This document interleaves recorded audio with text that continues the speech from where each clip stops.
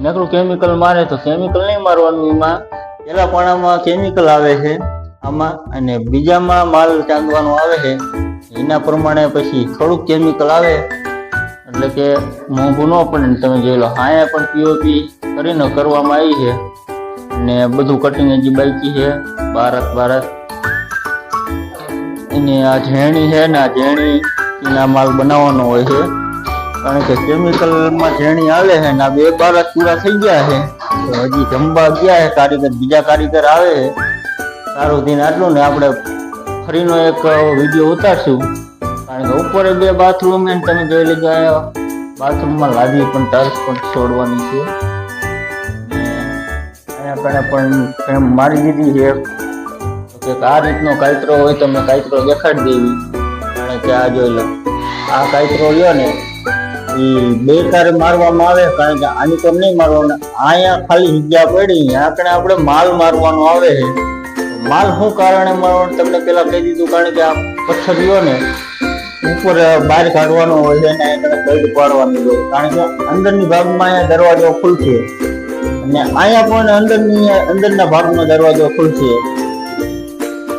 અને ગ્રેનાઇટ વિશે તમારે જાજી માહિતી મળવી તો અમારી આઈડીને ફોલો કરજો, કારણ કે અમારે લાદી ટાઇલ્સના ગ્રેનાઇટના કામ અમારા ચેનલમાં આવતા રહેશે. અને અમારા જે રામભા પણ કામ કરે છે એ ઝેણીથી કામ કરે છે, ઝેણીથી માલ પણ બનાવે છે. તો તમે જોવો પેલા કે આ રીતનું બનાવવામાં આવે છે ફાઇનલી માલ. તો ઘણા કારીગર નથી આવું વાપરતા, પણ આવું વાપરવું પડે, કારણ કે ઓલા બકડિયામાં ન ફાવે, કારણ કે એમાં કેમિકલ હલાય નહીં.